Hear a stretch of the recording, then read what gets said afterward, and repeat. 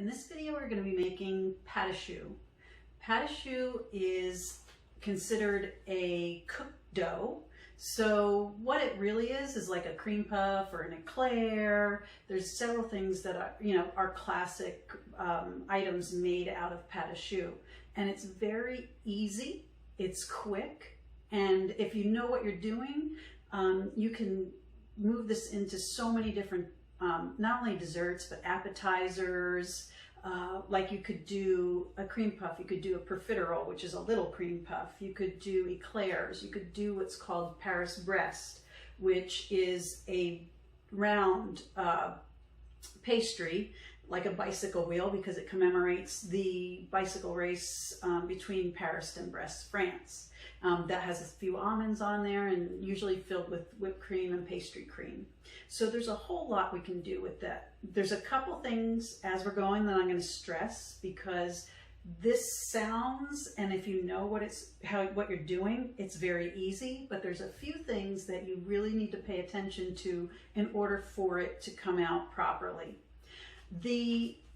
When you make anything in baking, you usually have a leavening agent. It could be a chemical leavener like baking soda or baking powder. It could be a biological leavener, which is yeast, or it could be mechanical leavener. So this is mechanical leavening. It's the prime example of mechanical leavening. So it's leavened by steam. So my oven is at 425. So it's got to be a real hot oven when you first put the dough in there. And what that does is it creates steam and enables the dough to rise. And the eggs and the flour are kind of the structure. So if I would put it in there, let it rise and pull it right out, it would flatten immediately, because as soon as it hit the cold air, because there's not enough, the structure, the eggs aren't cooked and the gluten isn't cooked yet. So this is something where you put it in the oven, really hot oven, it rises, and then you turn the oven down to about 250, 275, and you're basically cooking the eggs and the flour at that point to stabilize the structure. And they usually have the profiteroles, cream puffs, eclairs, whatever, are going to be hollow inside. So we're going to know these are done when they are very light for their size and they feel and sound hollow. So let's get started. I have a cup of water and I have my burner here. And I have 6 tablespoons of butter. Now you can use a combination of butter and shortening. Just it's the difference of the finished product. So I'm using all butter. Mine will brown a little faster than one with maybe shortening or a combination. So I like to use all butter. I like to stay away from shortening if I can. It's kind of hard in some things, but I can here. So I'm gonna use whole butter. And the idea here is to put that in, and as your water is boiling, coming to a boil, the butter should be melting.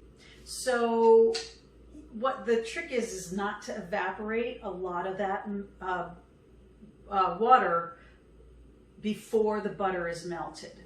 So, and that's very important, because if I evaporate too much, if too much of the liquid evaporates, then I'm not going to have then it's going to be too dry for me to work with, because this is actually, we're going to put this in a piping bag and pipe out our dough. So this burner is out of control. And the liquid is also, you can have different kinds of liquid. I could use a combination of water and milk if I wanted to, and also that'll make it a little softer and it won't be as crunchy. So this is going pretty good. The butter's melting, but it's not quite at a boil yet. Let's turn it up just a little bit. So when this boils, the butter should be melted, and I'm going to add 1 cup of flour. And the flour, I'm gonna cook it slightly, just toast it a little bit and stir the mixture until it forms a ball and starts pulling away from the side. At first it'll be like a paste, then it'll start to pull away from the sides. And that just tells me that it's the right consistency, and I can go ahead and put it in the mixer. So I'll turn this up, my butter's melted. I want to bring it to a boil really quickly, and then I'm going to turn it down after I add the flour. So we're at a rolling boil. I'm going to add the flour and turn it way, way down.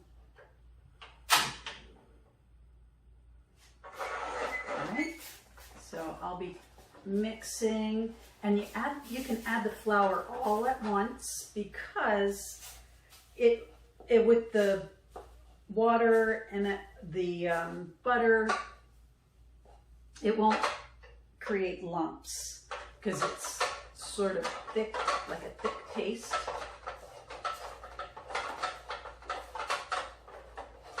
It doesn't take long. That burner gets out of control. It's way too hot.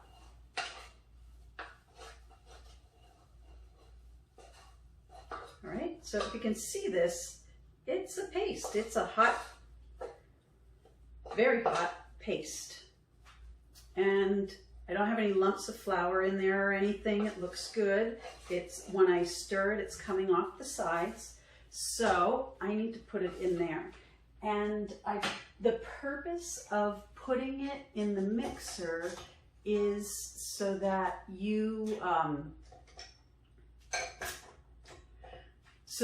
we want to cool it down, number one, because I'm going to add eggs next. I want to, number one, cool it down, and number two, I want to develop some of the gluten so that it has some structure. So I'm going to put that at medium heat.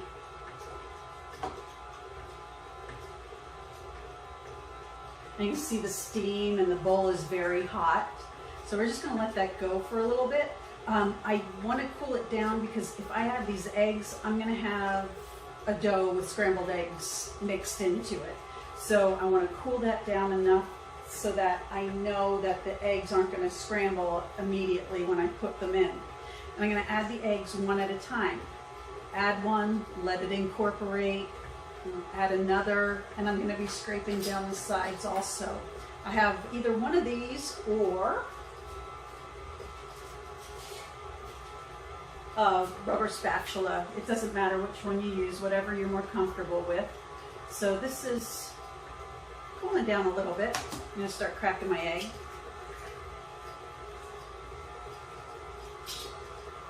I'm going to add a little bit of salt too. I probably should have put this in with the water, but I forgot. So I'll put it in now. So this isn't quite as steamy. So I'm just going to do it a little more because I don't want my... Now, here's the thing. If I pull it down too much, then it's going to take... then it won't rise in there because it won't be hot enough to create the steam immediately upon putting it in the oven. So you gotta just practice with that. So it's about maybe a minute or so that you let it cool and then start adding your eggs. So that looks good. It didn't scramble them immediately. So I'm going to add another egg. Let that incorporate.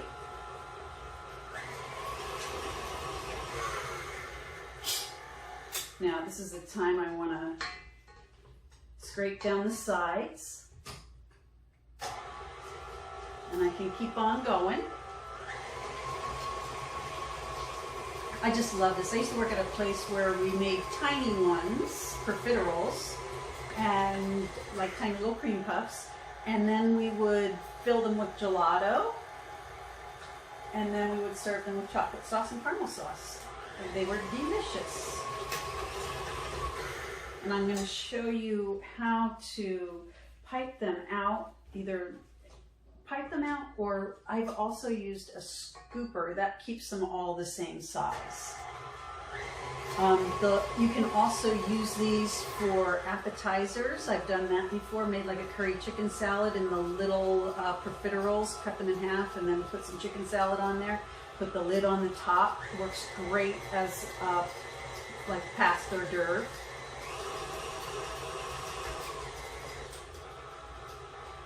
Okay, and we got one more going on here.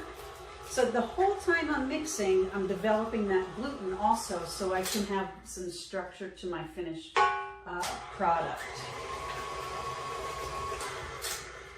All right, now it's time to scrape down the bowl.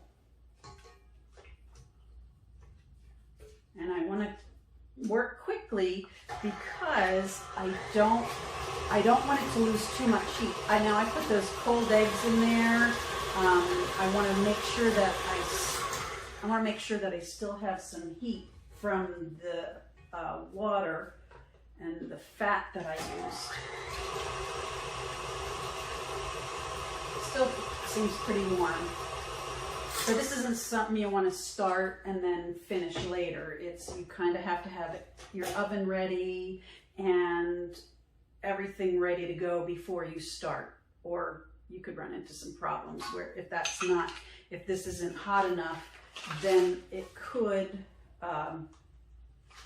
get to the point where it's not going to rise properly when we add it to the oven. But oh, when you see that puffing up, it just looks so good. All right, my hands are weak and tiny, so I'm not going to put too much in there at one time. So I have this. I'm going to scoot this stuff to the side so you can see what I'm doing. And I have my tray ready. And so for a Paris breast, let's do that one first. You want to pipe it in a circle. For a eclair, we want to kind of build that. So I like to go in a wiggle pattern to make a nice big eclair. For cream puffs, I like to do this because it's very difficult when you're piping them to get them the exact size. So if I'm making a whole tray of them and I want them, I don't want every different size and getting done at different times, I use that. Or, you could always do, but I wouldn't use this tip. I would use just a plain round tip to do that. But for demonstration's sake, I'm going to just use that. Now, when these go into the oven, you can see them puffing up as you go, so keep your light on. If I were to be making the real Paris breast, I would put almonds on the top of this, sliced almonds on the top of this, and then bake it, so they'd be baked into that. So I'm going to put this in the oven. My oven is set at 425. I'm going to put it in the middle rack and just let it go until what I'm looking for is these to be puffed all the way and brown. Not like dark brown, but they should have some color to them. Then I'm going to turn it down. Everything I read is like 275. All the chefy books I have, but I don't know. I don't like it. I like maybe 325 because at that point the goal is to dry the doughy part in the inside without browning it too much more. So I'm going to pop these in the oven. I'm going to let them do their things while I clean up. All right, so my pâte à choux is in the oven and it has puffed and is starting to brown. I just wanted to give you a little sneak peek of what that looks like.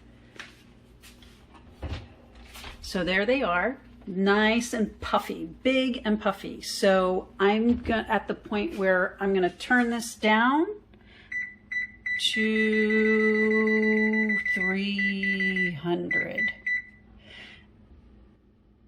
I also am going to set the timer for about 7 minutes to make sure.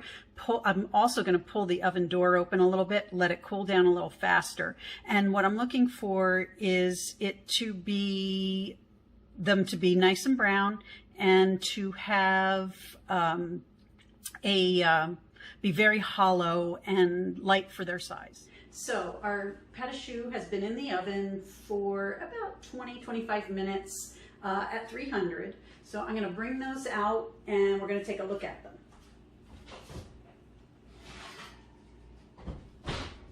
So yeah, they're a lot bigger than they were before. Now, what I want to do here is I want to feel them. They're very, very light for their size. And you can see my guy has a little bit of a break there, but he's good. I'm going to slash these open a little bit. Just a couple little marks in there so that I want to leave them on here, so that the air can get out and it won't stay in there and make them, oh, this one already has a little hole in it.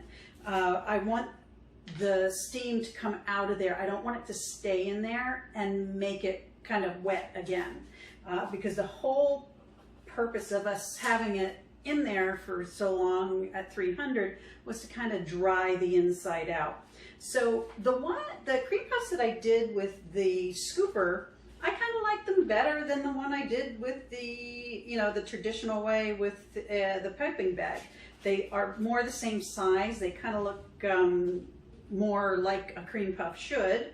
The Paris Brest got okay. I have a little bulb there for some reason, but that's okay. And my eclair, I think I would next time probably do that with, instead of a star tip, just with the regular round tip, but my round tip is too small, I think, for that. So I'm going to open this one up and kind of show you. I don't know if you can see the steam coming out of there, but it's hollow inside. So that's what makes them so good to fill for cream puffs. So I'm going to just let these cool down, and I'll show you how to fill them, the cream puffs and the eclair, and how to do the chocolate on top of the eclair. So in a couple minutes, maybe 10 minutes, we'll get started on that. All right, so these have been cooling for about 10 minutes, and now I'm going to make them into what they were meant to be. Just one word of caution though, if you are keeping these, say you want to do them the day before, you want to make sure they are completely cooled down and then store them in an airtight container. That'll keep them as good as they can get for using them the next day. So for the eclair, I am going to use, I just made some pudding. Someday I'll make pastry cream, but I don't have the time or the patience for it right now. So I just did some instant pudding for the filling. And, I have cut the amount of milk in half and made it, and it was kind of too thick. So this is what I love about this, cooking, and, it should be so creative. So I was like, you know what? I have some coconut creamer in there. I'm going to throw that in there, and it is delicious. So this is going to be a coconut cream puff. So it tastes like the inside of a coconut cream, the inside is going to be like a coconut cream pie. So it's just really good. I was really surprised how much the flavor came out. So I have just a plain round tip on the end of my pastry bag. And I'm going to add some filling in there. I don't need a whole lot. I'm not doing, you know what? I want a little bit more because I'm going to put some on the Paris Brest and show you how it's served. Okay, get the air out. Now, I am just going to put a hole in there, put my filling in. They also have like machines, but I don't need a machine's worth. So now it's filled, and my next move is, I hope this didn't get two. Okay, so good. It's still, you know what? I'm gonna put this in the microwave just for us. No, it's okay. It's okay. So I'm gonna take chocolate for the top of my eclair. Okay, that little side piece there needs some. And there we are. And to make the chocolate on the top, I put about half a cup, and just a tiny little bit I needed. I put about a half a cup of chocolate chips in there. Now I used half milk chocolate and half of this espresso chips in there. So this one is like a mocha topped eclair. Oh yeah, I have the coconut filling. So this is something in there. And I just put like a tablespoon and a half of heavy cream, and I actually used half and half, and put it in the microwave, 30 seconds, and then saw how it was and let it melt. And that was it. So my eclair, I have it's stuffed. Now I want to stuff the cream puff. So that one already had a hole in it. So I am just going to puff that up, fill that up, and the Paris Brest also we're going to do. Because normally there would be almonds on the top.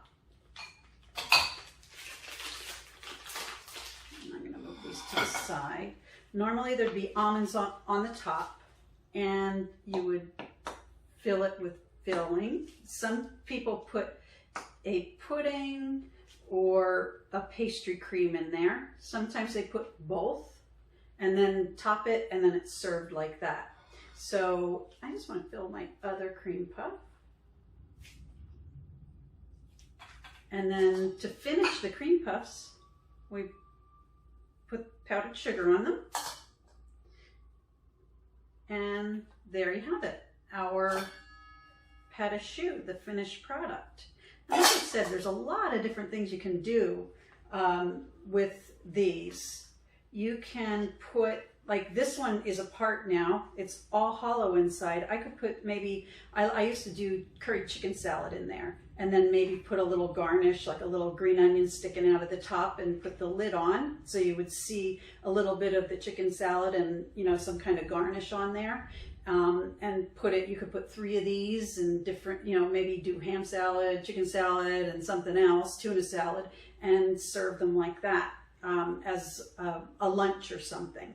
So pâte choux is very versatile, and it's really not, once you know the steps and why you're doing those steps, it becomes pretty easy to create. That's just beautiful. And it's another thing, you can change it around. You can put, maybe I want to do half shortening and it'll be crispier. Maybe I want to do half milk and it'll be a little bit softer. So there's a lot of room, as long as you know the basic ratio and the basic recipe, there's a lot of room for creativity there. That's why I love to cook so much. Like just this little thing here, I was like, oh yeah, I'll use the espresso chips. I'll use the coconut creamer and see how it gets. Sometimes it's not so happy, but it allows you, once you know what you're doing, it allows you to be very creative. Thanks for watching, and I'll see you in the next video.